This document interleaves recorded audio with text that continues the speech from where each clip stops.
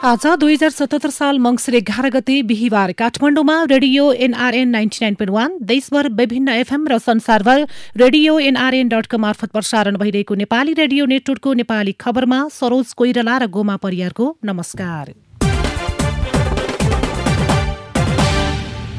आज आउन लागेका भारतीय विदेश सचिवसँग सीमा विवादबारे औपचारिक छलफल नहुने, विनिमय सञ्चित इतिहासकै उच्च, फागुनसम्म आयकर बुझाउन पुनः ताकेता, विदेशी नागरिकका शंकास्पद गतिविधिमा वृद्धि, चर्चित फुटबलर म्याराडोनाको निधन लगायतका खबर आजका पत्रपत्रिकाको अघिल्लो पृष्ठमा छापिएका छन्।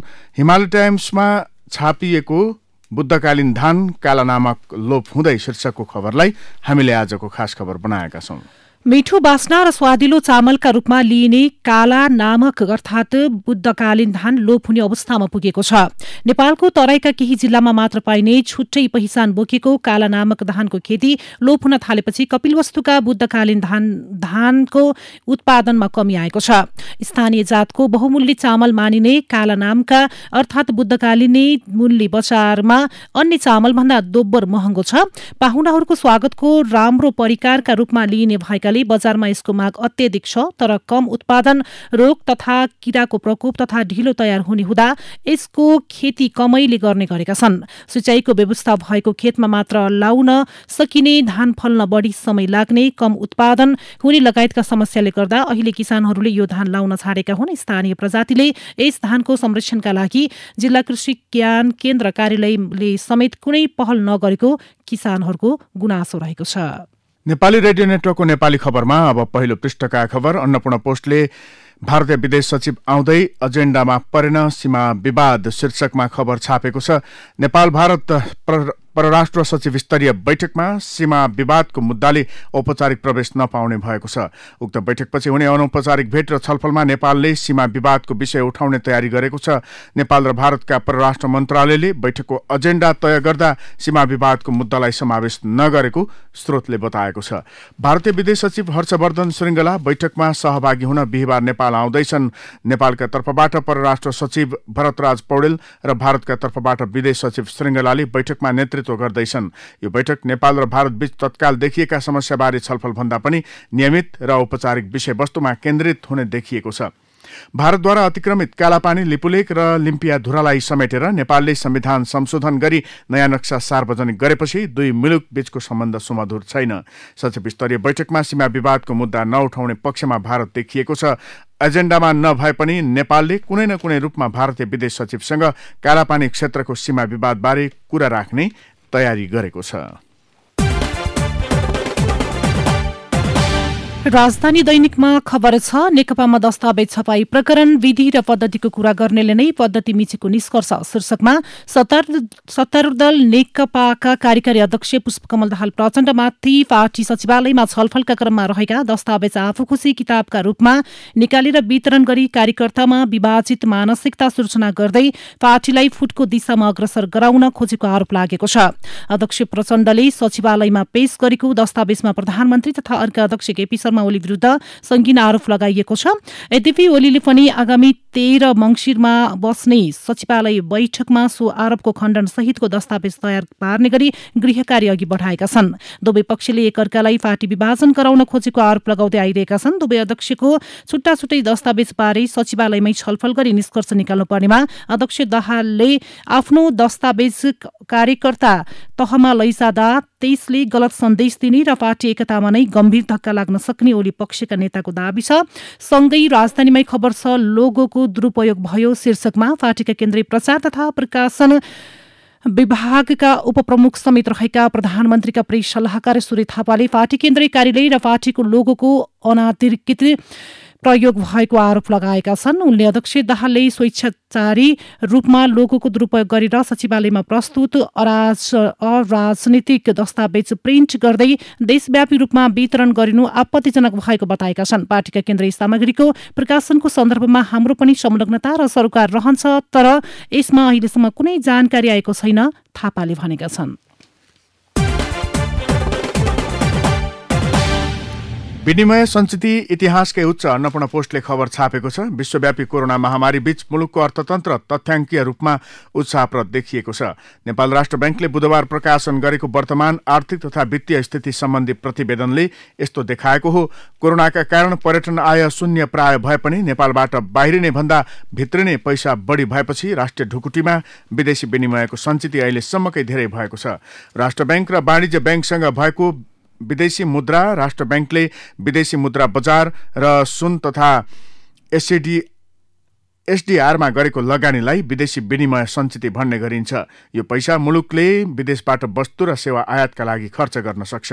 नेपाल जस्तो आयातमुखी अर्थतन्त्रमा अक्सर सङ्कटको समयमा विदेशी विनिमय सञ्चिति चुलिने गरेको छ। विगतमा भूकम्प र नाकाबन्दीका बेला पनि यस्तो सञ्चितिले 16 महिनासम्मको आयात थेग्ने अवस्था सिर्जना भएको थियो। यता नागरिकमा खबर छ, रेमिटेन्सले सजिलोमा सरकार शीर्षकमा कोभिड-19 का कारण विश्वभर अर्थतन्त्रमा समस्या आएका बेला नेपालमा रेमिटेन्स आयातमा देखिएको सुधारले सरकारलाई सजिलो बनाएको छ। कोभिडका कारण रेमिटेन्स आय घटेर समस्या आउने अनुमान गरिए पनि उल्टै 12.5% वृद्धिले सरकारलाई खर्च बढाउन सजिलो बनाएको हो। विश्वभर कोभिड समस्या देखिएपछि रेमिटेन्स आय कम्तीमा 15%ले घट्ने सर्वत्र अनुमान थियो। राष्ट्र बैंकका अनुसार यो वर्षको 3 महिना श्रावण असोजमा रेमिटेन्स 2 खर्ब 58 अर्ब 86 करोड रुपैयाँ भित्रिएको छ। सरकारले स्थायी लेखा नम्बर लिएर लामो समय आयकर नतिरेका करदातालाई पुनः फागुनसम्मको समय दिएर कर तिर्न ताकेता गरेको छ। 6 वर्ष यता स्थायी लेखा नम्बर लिएर पनि कर नतिरेका करदातालाई आर्थिक ऐन 2077 ले दिएका छुट तथा सुविधा उपयोग गर्ने अवसर दिएर जतिसक्दो छिटो उठाउन सरकारले पुनः ताकेता गरेको हो। आन्तरिक राजस्व विभागले आर्थिक ऐन 2077 अनुसार आर्थिक वर्ष 2070-71 यता स्थायी लेखा प्यान नम्बर लिएर पनि आय विवरण पेश नगर्ने र आय विवरण अनुसार आयकर नतिरेका करदाताका लागि फागुनसम्मको मौका दिएर उठाउन लागेको हो। फागुनसम्म आयकर बुझाउन पुनः ताकेता राजधानी दैनिकले खबर छापेको छ। यस्तै राजधानी दैनिकमै अर्को खबर छ, आयात घट्यो निर्यात बढ्यो शीर्षकमा कोरोना महामारीका कारण चालु आर्थिक वर्ष 2077-78 को साउनदेखि कार्तिकसम्म विदेशी वस्तुको आयात घटेको छ भने निर्यात बढेको छ। भन्सार विभागले सार्वजनिक गरेको साउनदेखि कार्तिकसम्मको तथ्याङ्क अनुसार विभिन्न मुलुकबाट नेपाल भित्रिने वस्तुको आयातमा 10% गिरावट आएको छ। सोही अवधिमा निर्यातमा भने 10% वृद्धि भएको छ। यो मुलुकको आर्थिक क्षेत्रका लागि निकै सकारात्मक भएको विभागले जनाएको छ। नागरिक दैनिकमा खबर छ, सुरुमा 9 लाख नेपालीलाई कोरोना खोप शीर्षकमा नेपालमा कोरोना भाइरस संक्रमण विरुद्धको खोप प्राप्त भएपछि सुरुमा 3% जनसंख्यालाई उपलब्ध गराउने भनिए पनि त्यसभित्र को पर्छन् भन्ने यकिन चाहिँ गरिएको छैन। विश्व स्वास्थ्य संगठन WHO को अगुवाईमा पहिलो चरणमा 3% जनसंख्यालाई खोप उपलब्ध गराउने तयारी छ। लगत्तै दोस्रो चरणमा 17 थपेर 20% जनसंख्यामा खोप पुर्याउने योजना बनाइएको छ। WHO विश्वव्यापी भ्याक्सिन सञ्जाल गाभी महामारी विरुद्धको गठबन्धन सेफीको सहकारीमा उपलब्ध हुने यो सुविधाले नेपाल सहित 92 वटा निम्न तथा मध्यम आय भएका राष्ट्र लाभान्वित हुने भएका छन्। कोभ्याक्सले यो सुविधामा सहभागी राष्ट्रलाई सन् 2021 को अन्तिमसम्म 2 अर्ब डोज खोप खरिद गरी आपूर्ति गर्ने तयारी गरेको छ। ट्रान्सपरेन्सी इन्टरनेशनलको एसिया प्रतिवेदन 2020 नेपालका प्रधानमन्त्री केपी ओली भ्रष्टाचारका आरोपी सहकर्मीको प्रतिरक्षामा आफै उत्रिन्छन्। नयाँ पत्रिकाले खबर छापेको छ। ट्रान्सपरेन्सी इन्टरनेशनलले जारी गरेको ग्लोबल करप्सन ब्यारोमिटर एसियाको प्रतिवेदन नेपालका लागि चिन्ताजनक देखिएको छ।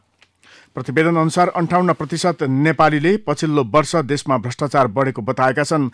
यो दर मत सर्वेक्षणमा सहभागी एसियाका 17 देशमा सबैभन्दा उच्च हो। त्यस्तै नेपालका 84% जनताले भ्रष्टाचार देशको सबैभन्दा ठूलो समस्या हो भनेका छन्।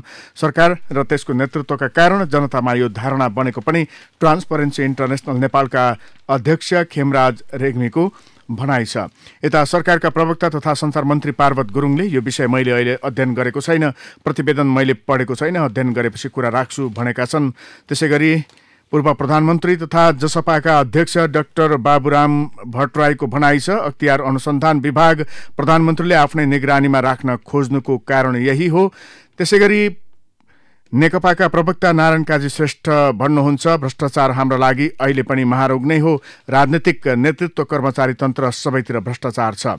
कांग्रेस प्रवक्ता विश्वप्रकाश शर्माको भनाइ छ, ट्रान्सपरेन्सीको प्रतिवेदनले देशको अवस्थालाई छर्लङ्ग हुने गरी ऐना देखाएको छ। साझा पार्टीका संयोजक रविन्द्र मिश्रको भनाइ छ, 100% जनताले प्रधानमन्त्रीकै तहबाट भ्रष्टाचार भएको छ भन्नु पर्थ्यो। यो खबर नयाँ पत्रिकाले छापेको हो। कान्तिपुर दैनिकमा बढ्दै विदेशी नागरिकका शंकास्पद गतिविधि शीर्षकमा खबर छ। सन् 2017 यता 3 वर्षमा मात्रै 1597 विदेशी ओभर स्टेको कसुरमा निष्कासनमा परे। यो अवधिमा 311 जना विदेशी विभिन्न अपराधमा संलग्न भई देश निकालामा परे। वर्षेनी निष्कासनमा पर्नेको संख्या पनि बढ्दो क्रममा छ। सन् 2017, 2018 र 2019 मा क्रमशः 455, 564 र 578 जना निष्कासन भए। 2017 मा 104, 2018 मा 114 र गत वर्ष 2019 मा 93 विदेशी अधिकतम 10 वर्ष नेपाल प्रवेश गर्न नपाउने गरी निकालामा परे। सन् 2020 को विवरण आउन बाँकी छ।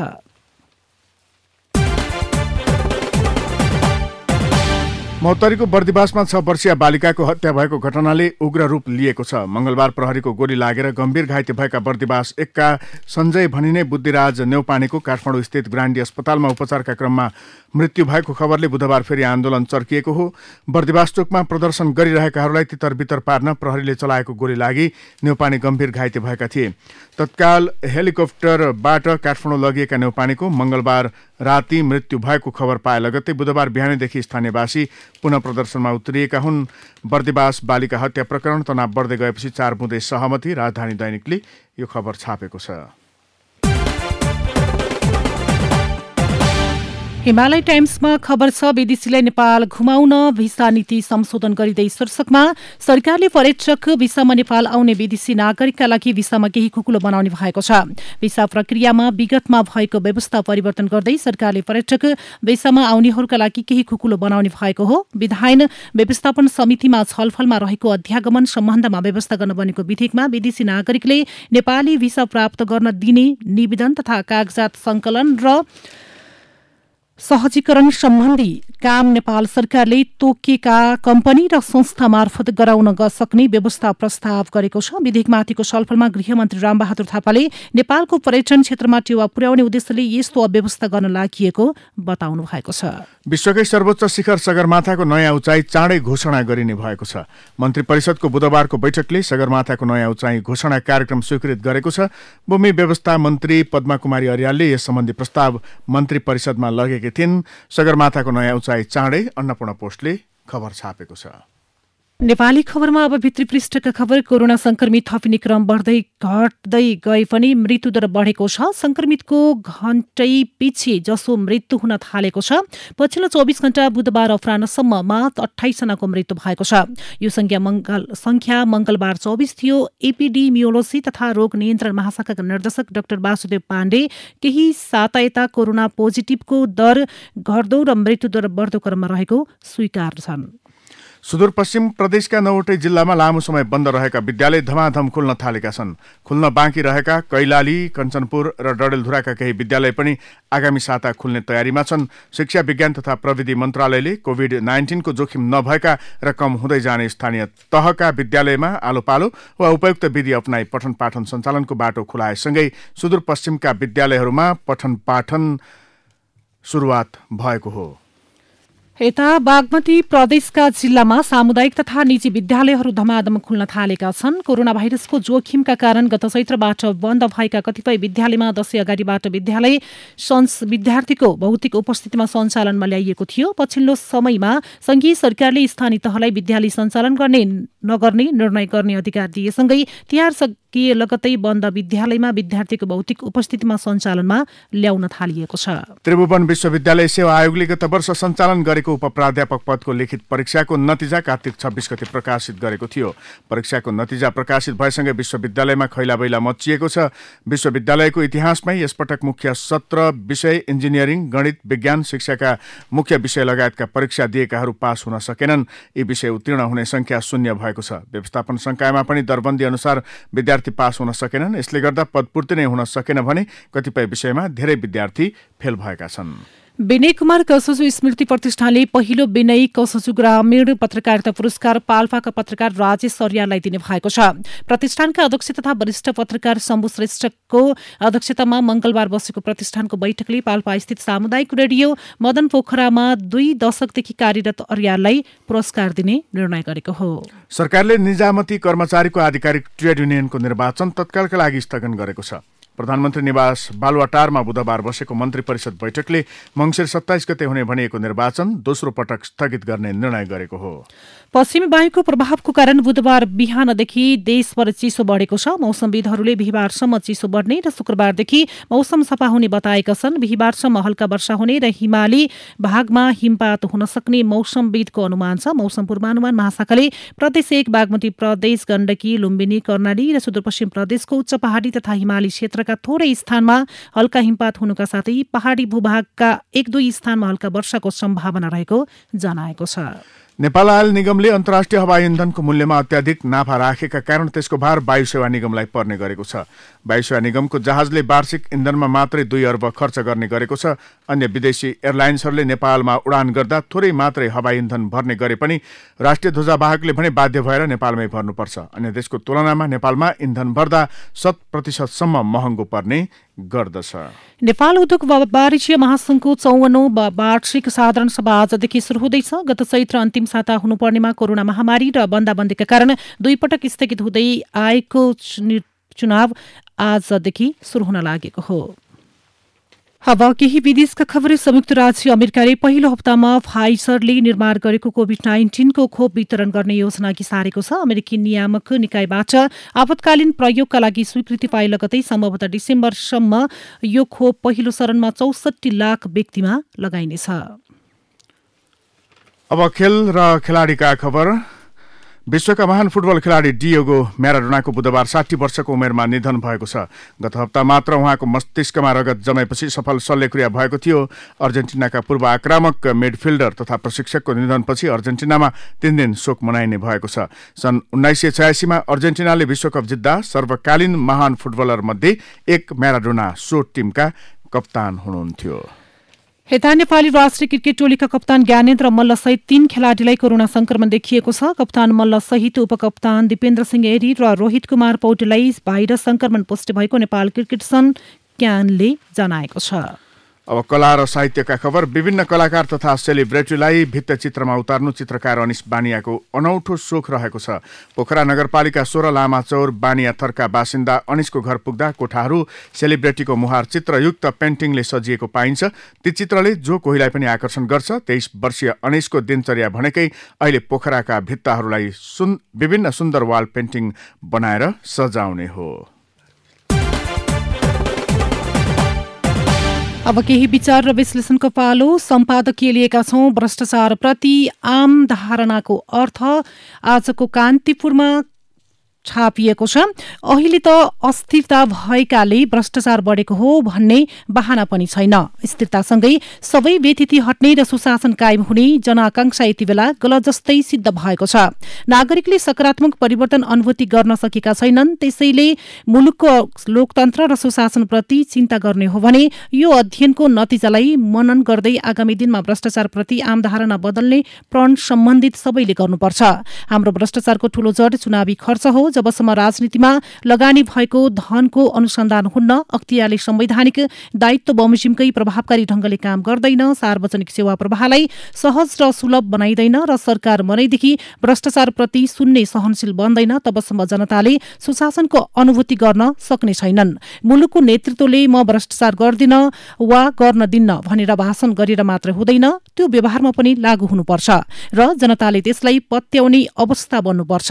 अनि मात्रै भ्रष्टाचारप्रति नागरिकको धारणा बदलिन्छ र आगामी वर्षका यस्ता प्रतिवेदनमा नेपालको नतिजा यति लाजलाग्दो निस्कदैन। नयाँ पत्रिकाले ट्रान्सपरेन्सी इन्टरनेशनल नेपालका अध्यक्ष खेमराज रेग्मीसँग संवाद गरेको छ।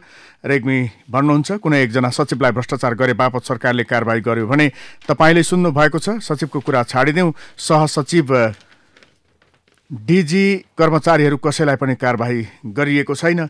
विभिन्न भ्रष्टाचार काण्डमा मुछिएका आफ्ना मन्त्रीहरूलाई बचाउ गर्ने काममा प्रधानमन्त्रीज्यू लाग्नु भएको छ। अहिले एउटा डरलाग्दो तथ्याङ्क पनि आएको छ यो प्रतिवेदनमा। त्यो के हो भने 7% महिलाले सेवा सुविधा लिँदा यौन शोषणको मार खेप्नु परेको छ। सरकार चाहिँ यिनीहरू कराउँदै गर्छन् भन्ने जस्तो ठानेको छ।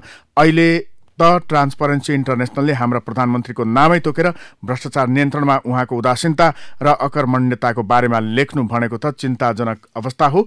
ट्रान्सपरेन्सीको रिपोर्टमा हाम्रा प्रधानमन्त्रीको नामै तोकिनु चिन्ताजनक विषय हो शीर्षकमा ट्रान्सपरेन्सी इन्टरनेसनल नेपालका अध्यक्ष खेमराज रेग्मीसँगको यो संवाद छापिएको हो नयाँ पत्रिकामा। यस्तै नयाँ पत्रिकामा छापिएको छ शक्ति राष्ट्र बीचको द्वन्द्वबाट बचौं भन्दै श्याम मैनाली लेख्नुहुन्छ। नेपाल सैन्य शक्ति कमजोर भएको वैदेशिक नीति ढुलमुल भएको देश हो। नेताहरू व्यक्तिगत र गुटगत स्वार्थमा लिप्त छन्। उनीहरूमा दीर्घकालीन सोच सहितको राष्ट्रिय समृद्धिको दिशामा अघि बढ्ने इच्छा शक्ति बिल्कुल देख्न सकिएको छैन। हामीसँग स्रोत साधन समेतको अभाव छ। यस अवस्थामा दुवै देशको स्वार्थी सिद्ध गर्न चीन र भारतबीच अस्वस्थ प्रतिस्पर्धाको क्रीडास्थल नेपाल बन्न सक्छ।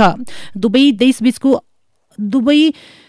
देशबीचको असहज परिस्थितिको परिणाम नेपालले भोग्नुपर्ने अवस्था सृजना हुन सक्छ। त्यसैले आफ्ना आवश्यकता र प्राथमिकताबारे हामी यथा समयमै प्रष्ट भई सन्तुलित र असल सम्बन्ध कायम गरी देशले सधैँ फाइदा मात्र लिन सक्नुपर्ने अवस्थामा नेपाल रहनुपर्छ। यी दुवै रणनीति स्वीकार गर्नु पूर्व नै यसबारे पर्याप्त विश्लेषण गरेर निर्णयमा पुग्नु पर्थ्यो। शीघ्र विदेशी मामिला सम्बन्धी विज्ञसँग पर्याप्त छलफल गरी यो सम्भावित चक्रव्यूहबाट नेपाल बाहिर आउन सक्नुपर्छ। अन्यथा हामीले पनि अफगानिस्तानकै शहरको कारुणिक अवस्थाको सामना गर्नुपर्ने हुन सक्छ। देश कमजोर छ, अझै बढी कमजोर हुन सक्ने स्थितिको सामना गर्नुपर्ने अवस्थाबाट देशलाई बचाउन यस समयमा सबै लाग्नुपर्छ। हस्त अहिलेको नेपाली खबर यति नै। नेपाली रेडियो नेटवर्कमा यसपछि पत्रकार ऋषि धमलाको साथमा नेपाली बहस सुन्न सक्नुहुनेछ। नेपाली रेडियो नेटवर्क सुन्दै गर्नुहोला।